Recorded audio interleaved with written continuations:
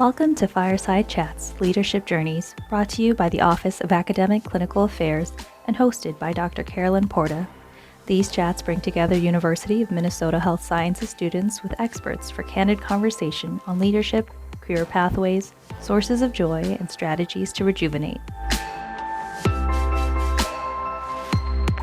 Welcome to another Office of Academic Clinical Affairs Fireside Chat. I am Dr. Carolyn Porta. I'm a professor in nursing and I serve as an associate vice president in the Office of Academic Clinical Affairs, supporting our internship program. I'm excited today to have Dr. Kelly Bonner with us and to learn more about her and her life journey and just have a great conversation. So let's get going. Kelly, let us know who you are. All right, that's a loaded question. I'm still trying to figure the answer to that. So it does not get clearer as you get older, just as a sneak for you all. But what I will say is I'm a licensed therapist is my background. I actually have a master's degree in social work and criminal justice.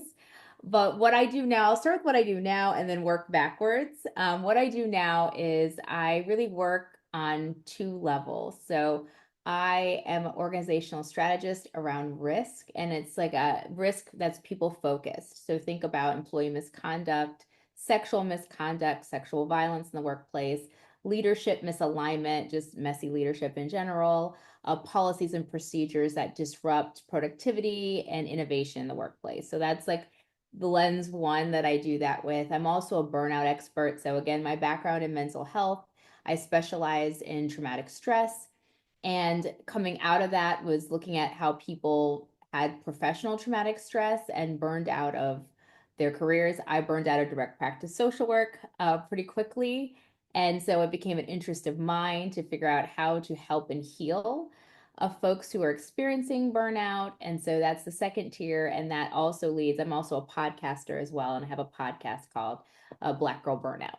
So that's like me in a nutshell. And then the background of me is that I've worked in a variety of different areas. I started my career in forensics. My dream was initially to be a forensic social worker. So I wanted to work in like behavior modification programs, but my specialty was helping treat PTSD in the prison system. Basically, they tell you you need to be safe to deal with and treat trauma, right? And so it's like, what's the least safe place you can be is probably a prison. So how do you help folks who are incarcerated navigate appropriately and manage symptoms of traumatic stress while in a very traumatically stressful environment? That was my research interest, and that's what I wanted to do.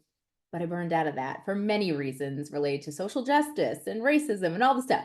But also just the work was really hard. And so that's where I stepped out of forensics and went into mental health, working with rural populations, the veterans there that had significant mental health diagnoses and like other co-occurring things. So they have chemically dependent, or they may have had traumatic brain injuries, other things going on, organic and otherwise. I ran a program for that. And then I got burned out of that. This will be a recurrent theme. And I bounced overseas, and I worked overseas for a while in the UK and in Italy, working on military bases in the mental health fields, but mostly in program management and sexual violence. So then I translated my work into building programs that prevented all types of sexual violence in a military installation, both like those who were active duty and like their families and other people.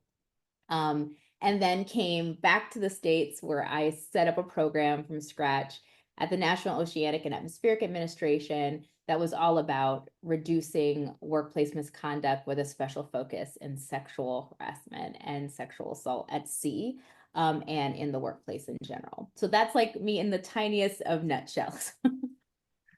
I love this, and I feel like there are so many directions we could go. This is an audience of up and coming, of very achieving, accomplished human beings who are coming into their next phase of professional work, some of whom are excited to graduate, and they're graduating into very testing and trying schedules and rotations. When you mention burnout, I'm going to go a little deeply with you here for a minute. How did you experience burnout? So I experienced it.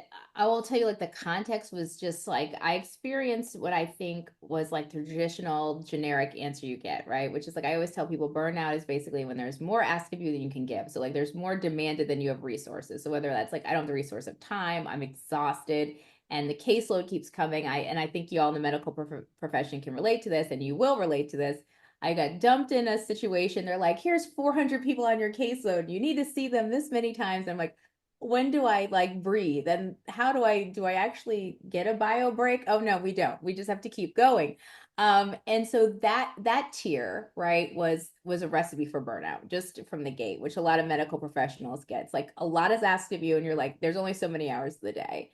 But then the other part I think that people don't address is the kind of professional pain that comes when you can't do what you want to do really well. Like I really thought that I would be able to do forensic mental health for the rest of my days. I really thought that.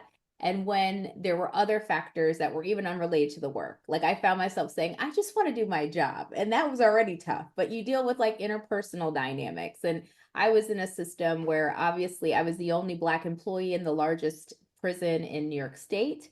And so that at one point I was the only one. So that was its own different type of struggle. And so being a young woman of color too, it was like my first job out of graduate school. So I was like 24. I was not very, very old. And so it was that too. So there was that tier. There was like the emotional piece that I think we talk less about, of the fact that people expect to be overworked in certain fields. But when your coworkers aren't supportive, or where you're experiencing harassment or different isms, right? There's a level, and then you lose the thing that you love, right? That's why I got into this work, is to stop other people from losing that thing they love, because I lost that and I really loved what I was doing and I just couldn't do it anymore. So that makes me think of things we talk about, finding your purpose and your joy. And when you're in that space, you're a little buffered against some of those threats to well-being or those risks of burnout. But we struggle to stay in that space, right? To find that purpose and joy. And you found purpose and joy in a few different spaces over time. How did you choose when to stay and when to move to something else? This is a great question. So I think one, I think so many folks probably get this, is like the power pivoting period. Like you need to give yourself permission to zigzag. My career is it's not a straight line. It's literally like this off the screen. I'm waving my hands for those listening. It doesn't look like it makes any sense if you would have met me when I started my career to where I am now. And yet I will tell you, I am happy as can be with the changes I made and where I ended up. So not being afraid to change. That said, it's like what is like that scale? When do you know the balance of it's time to go, or it's time to leave? For me, I think about one of the things I was really clear about afterward was, what do I need to be happy in a job, period. And I made those things very generic. So I didn't say like I need to make this much money, although that might be a thing, right? But I thought about what are the things that keep me engaged. I'm a very creative person. I'm a very like excited and enthusiastic person. When I love something, I love it. And I have to be myself. And when I mean authentic, I don't necessarily subscribe to bring your whole self to work, but I mean I just need to show up and be, Kelly, and be the person that smiles a lot. I'm a smiley person. Like I don't want to lose that, right? And so what made it clear for me to leave was when I would stay in jobs and I'm like, oh, I can't innovate here anymore. Like they won't let me have an idea, have a great idea on a project, can't do it anymore. I'm not excited about work, and more than like a day or two. You're never going to be excited every day, but like more days, 80% of the days, I really hate it here. And it's lasted more than a couple months, right? It's beyond a project or an effort. And then it's like, I can't be myself. And again, not my full self, but like parts of myself that show my personality, that I'm allowed to be a smiley person and still taken seriously at my job. And so I let that be the metric versus some other things that people will tell you, because that's ultimately what's going to keep you excited in a job, is if you can have whatever those things are. So whatever your values are, whatever you think your three things are, those are mine. that's when I knew. So I first figured out what those three things were. And then I said, what do I need to thrive and be excited about the work that I do? And then I checked my job or my internship or whatever I was in. I checked it against that to see if it's something I wanted to keep doing or pursue or back away from and pivot. I love that. I'm thinking about a lot of people losing jobs these days, and these graduates coming into work. There might be a sense that once you have a job, you need to keep it. Yeah. And how do we balance a little bit of that with what you're saying? And I think again, it is definitely a balancing act. And it's about not expecting everything. Like I don't think in this world where, especially starting in your career, you're not always going to get the jobs or the things that you want right out the gate, right? You're not going to, sometimes you might get your dream job, and I hope every single one of you do. Sometimes you might get a job that's like, I have something to learn. And so sometimes it's about changing perspective. So the reason why I made those three things very generic is that I can be myself in big ways and in small ways, right? So big ways, you get the full 100% Kelly experience, which I honestly think very few people should be able to deal with. So that's like the big way. But the small way is like I would bring a planner that's like I would tell, like I joke with my coworkers, everyone gets a gold sticker because I love planners, and I would put my stickers in that, right? That's a small way that I get to be myself, right? That's really not dependent. The job may be in shambles around me, but I got to bring my planner and I got to do my thing. I got to joke about something. I'm happy. And so you start to see the difference between that and how you can navigate that. I can be creative in many different ways. I don't need to control the project. I just need to be able to have a little piece of it that I can be like, well, maybe I could do this differently and play with it a bit. So a lot of it's going back to those things, but making sure they can exist in small ways and making that a priority versus instead of being like, well, I've got to be stuck here. It's like, well, how can I make this experience the best by the things that matter to me? And how can I bring small moments of that while I'm waiting for a pathway to bigger ways to express myself or bigger opportunities? Mm-hmm, mm-hmm. I like that. I'm open to other questions from the interns as we keep going here. Kelly, did you look for the next open door? Did it come across unintentionally or intentionally? You've landed in a lot of cool spaces.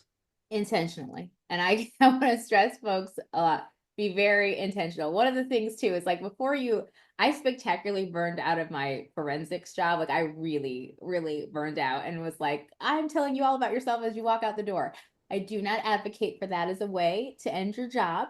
That's just how I did because I didn't have a plan. I didn't have a way out. I was just like, I'm out of here. That's what I know. I'm quitting, right? And I don't want anyone to be in that situation. So that taught me to be very intentional about the next move and not waiting until I'm burned out, not waiting until I hate my job, not waiting until I hate whatever's going, my boss or whatever the situation is to always be thinking about what skills do I need to always kind of brush up on and keep an eye out. Like I would actively look for jobs while I was in the job I was in, right? So if I wanted, even not even from a place of like, I may not even hate the job I'm in, just like, is there a new opportunity? So I know if things are not working, I can maybe do this.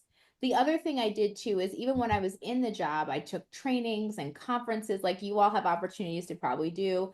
I made sure to diversify myself and network, just make connections, talk to people, go. I love the interdisciplinariness of what's going on here. Like make friends across because you never know where you're like, I'm not going into dentistry at all. That's not my interest. I want to do emergency medicine. But you never know down the road where you might be like, that dentist may know an opening at an ER somewhere. And because you had this connection where you work together, there's a network there, right? So being really open to what is possible. Like I didn't think where I ended up is where I started. I didn't think is where I would end up. But I kept being open and chasing skills and chasing passions with intention, like finding out where's there a conference, what am I learning there, where is there a chance to network, where is there like look at jobs before I hate when I'm starting to be like, I don't know if this is great. Let me start just looking and seeing so I never felt desperate. And I think that's what you need to, if whatever that makes you feel, you need to do to make yourself feel like I'm still in control, even when things feel completely out of control. around you. Yeah. Share with us one of your favorite work experiences, things that were just going well and you feel like you're thriving. So I'll share two quick ones. One I will share because it's the job I burned out of. So I think even in the worst of situations, there still was a lot of amazingness. I really liked working with the incarcerated individuals. I worked with incarcerated men, and it was my favorite population that I probably have worked direct practice with in my entire career. I had so much fun. And one of the things that we did, I created a behavior modification program, and we did a lot of work on like anger skills and communication skills and things like that. But one of the things we did is I wanted to infuse fun into that. It's like prison is not a fun place, but where can we make it fun? And so we brought creativity in, and I had like creativity tasks where it's like you can write a poem, you can sing a song, you can do whatever you want.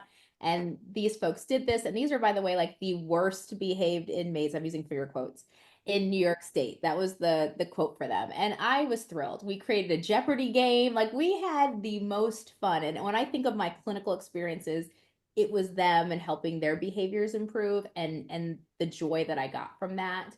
And then like a professional accomplishment is when I worked at NOAA, just being able to get legislation changed, working closely with the Hill, creating a program out of nothing and helping, particularly in this case, it was female identified folks and trans individuals who had been very vulnerable and were being sexually assaulted in Alaska, and being able to set up concierge services for them where they could get a boat to pick them up or a plane to pick them up wherever they were to be able to get the services they need and get justice, aka just to get arraignments and to get like the criminal justice system involved if they wanted them involved. They didn't have to. And just being able to hear people say thank you, like this was life changing and life saving for people, was also, I think, like a pride point for me too. Mm. I like that a lot. In many of these conversations, we do talk about the strategies we use to protect ourselves and buffer against burnout, vicarious trauma, moral distress and injuries, secondary trauma, a lot of the things that come with the work we do in healthcare and mental health and in public health. Is there a short list you have that you offer up to people in terms of some effective prevention strategies you love? Yes. So, and I will share resources too. So I'll send you like a one pager of like, so one is all about emotion, like nervous system regulation. I don't think we talk about it enough. And I do something, I teach people something called minimal mindfulness, where it's like, how can you get back into your body in 60 seconds or less? Because a lot of people don't have time for longer nervous regulation practices, right? And so I will send a video for them. They're very easy to do. Like one 5-minute YouTube video runs through 5 of them, right? And I really cannot stress them a lot enough that your mind cannot process if your body is dysregulated, right? So it doesn't matter what mindset shift I tell you about next if you're just like tense and frustrated the entire time. So that's one, and I'll send you resources for that. The second thing is a mindset shift that I think I've gotten better at now, and I think maybe even better now, folks coming out of school than before, which is that you are not your job. And it's really important when we do work where we're helping and healing individuals our identity ends up getting wrapped in it, right? We really care. We wouldn't choose these professions if we didn't care about people and care about outcomes and care about helping. But what ends up happening is you can lose yourself in the work, and the work is the work. It's a tool for you to express yourself. It's a tool for you to help insert the community you're serving, but it is not all of you. And if you do not work on nourishing and developing those other parts, you're going to burn out, one, and you're just going to be less effective in the work that you do. And so that's like what I tell people to do. It took a long time for me to realize I am not the work. I can love my work. I can do what I do really well, but Kelly is going to be equally quirky and, loving celebrity gossip as she is loving trauma work. I'm going to be equally into, podcasting as I am strategic risk advising someone. I'm going to diversify who I am so I can be resilient in the process. I love that. You're reminding me a bit about polyvagal theory. I've been leaning into how to really strengthen your parasympathetic nervous system and your vagus nerve. And Stephen Porges is, I'll put his website in the chat, is sort of a pioneer, I would certainly say, in advancing the theory. But all of us in the health sciences should know and appreciate the vagus nerve and how to stimulate it and how to activate and keep ourselves in that space. So knowing that mindful meditation and a short one like you're suggesting would be highly effective. Humming, singing, your breath work, plunging your face into a cold ice water bowl or a little pack, ice pack, certainly walking, motion. There's a variety of things, right? Yeah. And you can all Google for yourself and figure out what those things are that resonate with you and put them into your practice. What are some of your other favorites, Kelly? Are you an ice plunger? Are you a Not an ice sauna plunger. girl? Okay. Sorry, don't like the cold. Not doing it. I'm not ice plunging, but I do box breathing. It's one of my favorites. Yeah. I also, the video I was going to send you involves, you can do this in bed or you can do this sitting up. You put your hands behind your head like this, and you don't move your neck or your head in any way, and you turn your eyes to the 3 o'clock clock position. And you do that until I see someone put I need an ice face plunger. They're making me giggle. You do that to the 3 o'clock position until you feel the need to sigh, swallow, or yawn. And then you bring yourself forward. And then you can go to the other side. Again, you don't move your neck or your head. You're just your eyes to like would be the 6 o'clock position on a clock. And you do that again until you sigh, swallow, or yawn. I yawn. It triggers my yawning. The minute you do that, you release your vagus nerve. So you go into parasympathetic dominance, which is what we want. And so that works really effectively. I do it in bed a lot when I'm in, like, I can't sleep and my mind's racing a little bit. I'm like, okay, let me do that. And when I yawn and I look forward, my eyes want to close. I want to go to sleep. So I do a couple rounds of that. Takes a minute and a half maybe, and I'm knocked out. So that's one of my favorite ones, and it's really easy and it works really quickly. And I found I could do it in meetings where I'm really annoyed. I could lean back and do it, and no one would really know what was going on in a Zoom meeting, right? And I would do it anytime I was really stressed or tense. So that's one of my go-tos right now. So why do the arms need to go behind the head? Why can't you just do the look away and wait till you sigh or yawn or something? I don't know. You may have stumped me on this, but it is key. Your arms do have to be. You can also do behind your back, but you have to move your arms out of the way. That is something that I don't know what that is. I'll find out for you because that's a Yeah. good question, but it's not the same. I mean, you can get some effect, but it's not the same. Yeah, the legs up on the wall is another thing too, Yes. before getting ready for sleep, just letting that blood flow down and do its thing.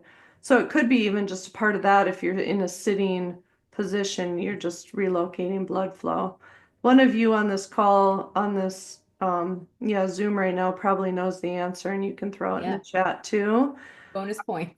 Yeah, no, these are great. I think we need sometimes the practical reminders, and please, people think that burnout prevention is some big magical thing. You're going to lean into your purpose and your joy. And I'm telling you, it's the basics and it's these simple tools put into practice.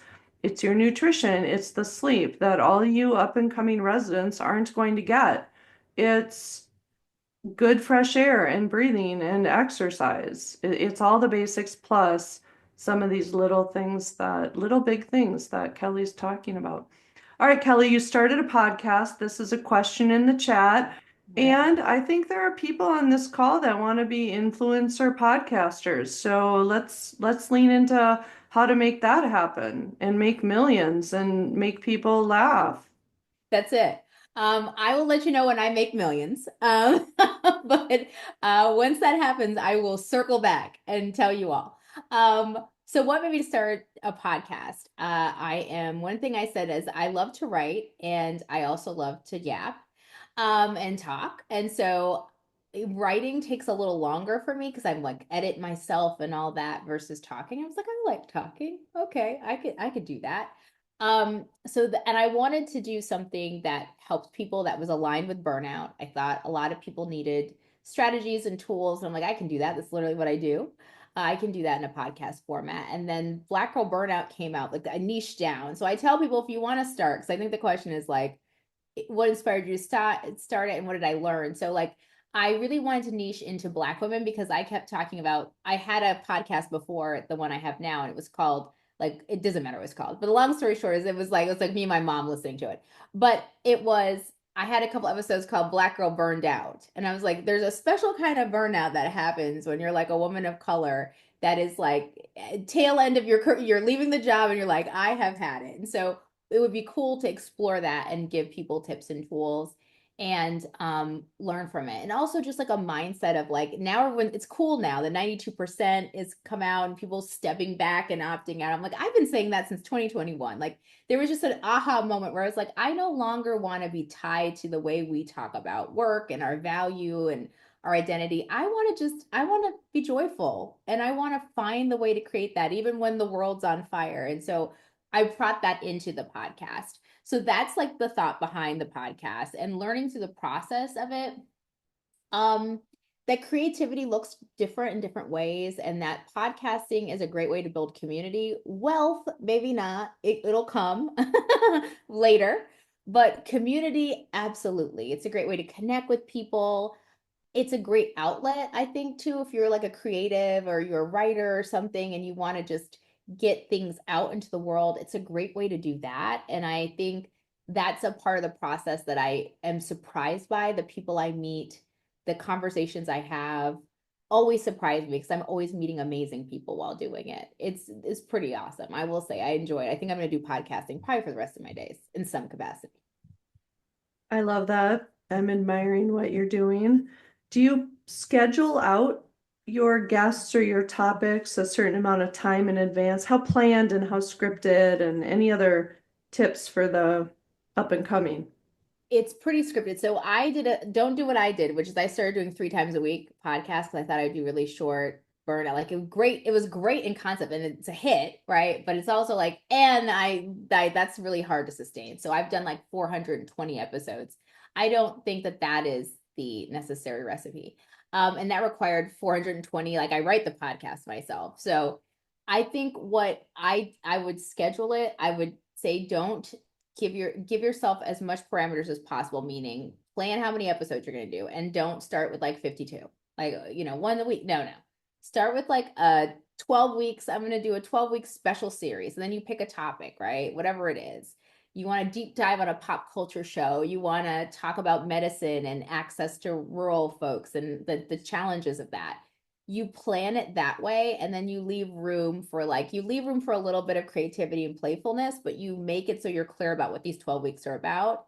And then when you look at for guests or things like that helps you, like I want someone who's done rural, medicine. So that now I know, who do I know in my network who's a great conversationalist who I can have on. So once you're really clear about that and you scope it, and always scope narrow, scope small, and it might get bigger, but you at least will fulfill the smallness. I say scope small and dream big. So scope small and dream big in the sense of legally, creatively, like make sure all of that is in a row, because a lot of times we think it's a hobby and then it becomes popular and then we're rushing to do like IP stuff, all the not fun things in the back end, right? Think about that. Think about, what if this podcast was the most popular? What would I need to protect? So you protect yourself and you take care of yourself, but you scope it small so that you can get a season out and feel good about it. I'm looking around. If anyone has a follow-up comment or question, please pipe in or come off mute if you want, or throw something into the chat. How did you know you were filling a gap in the market, let's say? In podcasting, Mm-hmm.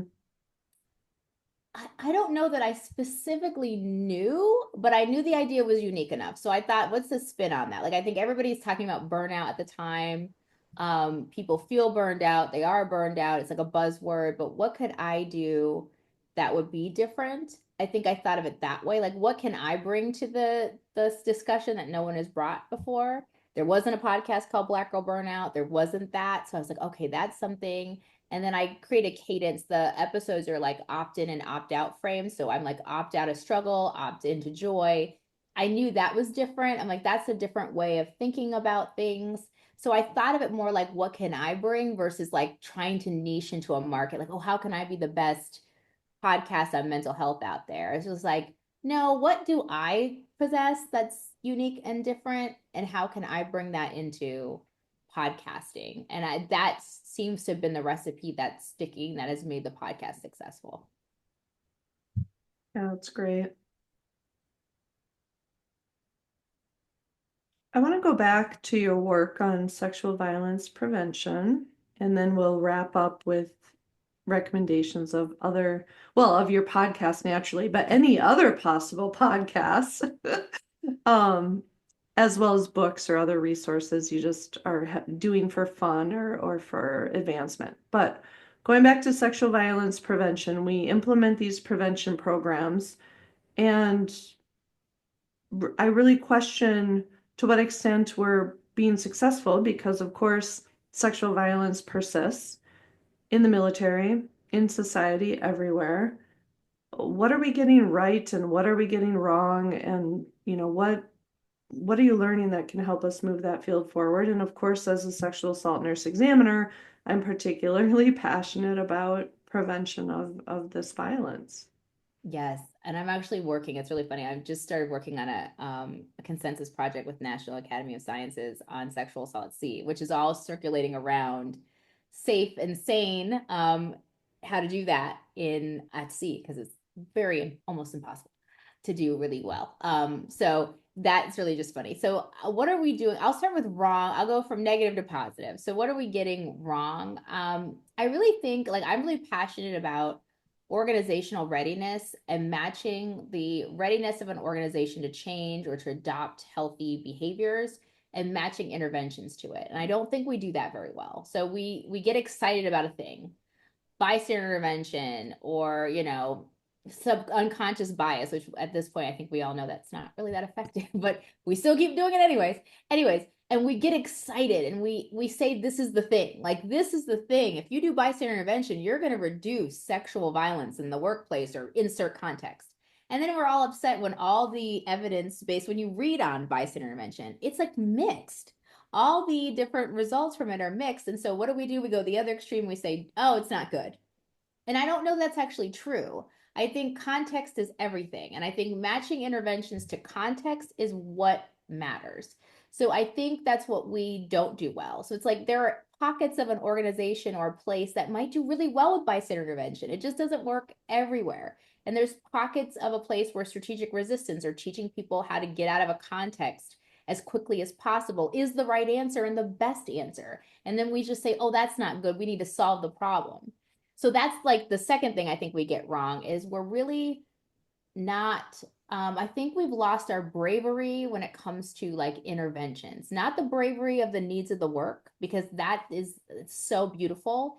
It's that we're not scared to two things. We get stuck in a cycle of like name changing and awareness and things like that versus doing the work.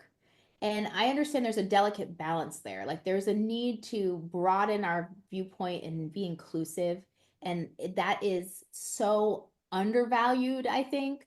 But then there's also times where like we're fighting on a word. Like, I've been in the community where it's like, is it survivor? Is it victim? Is it impacted person? And we'll go in a circle for like 2 weeks on this. And it's like, how about we just make sure whoever it is has the service? Let's just do the work and not worry about wordsmithing getting in the way of the actual intervention. Let's lean into evolving power dynamics and evolving dynamics and talking about that, and not be afraid to talk about it. Like, don't be scared. Like, I'm full in on the Justin Baldoni, Blake Lively thing. I'm not going to go into it. I'm like, I'm all in. Like, I think there's so much to learn from that scenario in a way that's exposing what we're not talking about in the field, which is that power dynamic shift on the day, that who we thought had all the power does not always have the power given the context, given the minute, given the moment. It's like, so all that we knew, we need to figure out what would be the intervention here. So I just feel like that's the part that we're not getting right.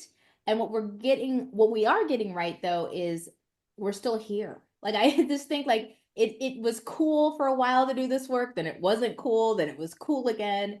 And no matter what the climate is around this work, people are still there. They're still pushing forward with interventions. They're still curious. We're still thinking about ways to do safe exams at sea where there's no medical professionals or no one around. We're still thinking about ways to reach rural communities and reach folks, indigenous folks better and deal with even the politics of that, right? We're still working and innovating to reach different populations that I don't think we've done before. And I think that's what we continuously get right. Yeah, that's fabulous. With the nephew going to sea on a submarine in the near future, I think about this a lot. And I'd love to exchange notes at some point. I'm on a NASM committee looking at military sexual trauma. So we probably are doing some parallel work, which would be super exciting. Okay, wait, we need a sentence about the Blake Lively thing. Like, what's your take here? Come on. Okay, y'all don't get rid of me already. I think my thought is I even wrote an article about it. It was like, should I press play and send it to someone and have my career ruined? But I think a lot of it is, I think it's a boundary issue. I don't know if it's sexual misconduct. I'm actually hesitant to say it is. I think it's boundaries gone wrong. I think this is the other thing people need to realize that there's a lesson we can take from this. Your coworkers aren't your friends. They can become your friends, but they don't start that way. And in certain creative fields where we feel like we're all in this together, this happens in academia a lot too, where it's like everyone's on the same level until there's a problem. And then you start finding out who has power where. And so I think it is a lesson in boundaries in the creative industry that they are non-existent. And where there are no boundaries, there will always be misconduct of all kinds, whether it's sexual or just bullying or just being a run-of-the-mill jerk, right? Like all of those things are happening. And I think that is the situation. I think it's a boundary mess more than it is a conversation about sexual harassment in the workplace. Though that may be happening, it just seems more like it's just poor boundaries with everyone involved, including Justin, including Blake. Like everybody has very porous boundaries, and in that misinterpretation reigns, and people can misinterpret, and what worked yesterday doesn't work tomorrow. I love that, and it articulates how I've been feeling. I don't stay up at night on this topic, but I have talked with my 22-year-old daughter about it a little bit here and there, and we land in the same space. And the power of all the people involved when you take one step beyond the actual work of the film and you bring in her spouse and others. And there's a lot of power there. Oh, and I think that's the thing that's interesting is that Justin and Blake both had power over each other in different moments at different times. So Yes. traditionally you would think Justin is it's an easy pick. He's the director on any other traditional set. The director has the most power. He's effectively the boss. There's a lot of abusive power in that. But then you put someone like Blake who has proximity to power. So she's got a billionaire husband and she has Taylor Swift's her bestie and she's directly connected to Sony. And so given the day, she actually might have been the most powerful person on the set and not Justin. And given the day, there may be context where he was the most powerful person on the set. And I think there probably was dual abuse of power there. And I think that that's more what it is, but that's a nuance that we've never thought about before in the field. No, I like it a lot. It will be a case study probably at some point. Yeah. In some of these. Tag me in, coach. I want to. In some of these trainings. Yes, I really could do a whole training around that and be like, don't do this in the creative field. Set boundaries. Yeah, I love the candor here. There's so many situations where we use our humor, we use our joking, or we use our interactions with colleagues or with others, and that line gets not a line, it gets very blurry very quickly. And we just need to know for ourselves, what is our boundary and how do we handle it when we come up against it? And how do we see it when others are coming up against theirs? So we're looking at both sides or all sides. Okay, let's lighten it up. What do you do? What do you love to read or watch? Or, what is your guilty pleasure, other podcasts when you're not listening to your own, of course. Yes. Okay. So I love this. I spent more time. Carolyn sent me the questions and I was like, I'm spending the most time on the recommendations, which tells you how serious of a human I am. TV shows, which you introduce a whole new category. I just finished Paradise. It's phenomenal. It's really good. It's a good, if you want something that's like it's not quite, it's like whodunit-ish, sci-fi-y. Paradise is your pick. If you don't mind like gothic stuff, the new Interview with the Vampire, the 2 seasons of that is like the best television show I've ever seen. Comedy, I really have liked, I'm trying to think of what I liked like all the HBO stuff. So I watched The White Lotus. I found it funny. And then for books, I don't read anything serious. That's not true. The book that I am reading that's serious is Essentialism. And I'm also reading Feel Good Finance by Asia Evans, and Essentialism is by Greg McEwen, I think is his name. Brilliant books. Unserious or more fun. I should say fiction, because it's serious fiction. I love anything that's like, I say thriller or fluff is where I'm going because life's hard. So I want to just like check out and read a good book. I would say not a deep book that's not like so feel good, but really important at the moment is A Woman Is No Man by Etaf Ram. Is beautiful. She owns a bookstore. She just sold it in North Carolina called Books and Beans. And she decided to do a book of her own. And she's a Palestinian author who decided she wanted to write her debut novel a couple years ago. It's brilliant.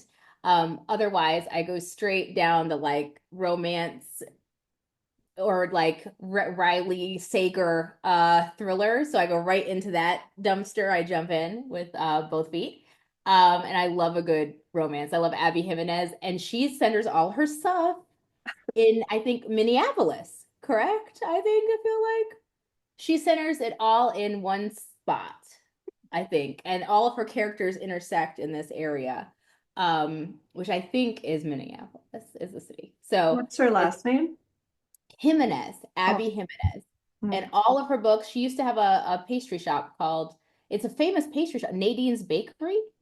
She owns it. And so all of her, she had a whole hospital romance series, all centered at the Mayo Clinic in Rochester, Minnesota. Okay.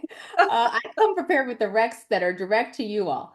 And she is one of my favorite, light, fluffy, but with like, she's examined endometriosis and like all these like serious things, but in a really lovable way. So those are my very serious, not serious recs. Love it. Podcasts or music? Podcasts, serious podcasts. There is, I listen a lot to Rachel Rogers. She has a Hello 7 podcast. She's like a finance person. I listen to her. I listen to unserious podcasts. Occasionally, my guilty pleasure is Dumois. She does celeb gossip, and I occasionally, I'm not listening to her as much. I also listen to, I'm trying to think of who else has been on my list. I listen to She's So Lucky podcast. It just got changed. It used to be called Balanced Black Girl. That's it. And music, Cleo Soul. I love a little bit of everything. I do actually like Taylor Swift. I enjoy her music a lot. I'm trying to think of who I've been on a kick listening to. The Midnight or the Nightly. They're like 80s synth, like retrospect. I have a very, very broad taste, as you could tell, of a lot of different interests, which has helped me from not burning out. So I listen to all of that different type of stuff. I love it. Thank you so much, Kelly. Thanks for spending time with us. Thanks for being just candid and real and authentic and funny and just beautiful. Thank you. Thank you. It's been so fun. It's been great. And I will send you those like the links to those different types of exercises so you all can relax your vagus nerves. Thank you for listening. Let us know what you gained from this conversation by writing a quick review. Please share this podcast with others, subscribe for future conversations, and check out our other episodes. Explore health sciences at the University of Minnesota at health.umn.edu.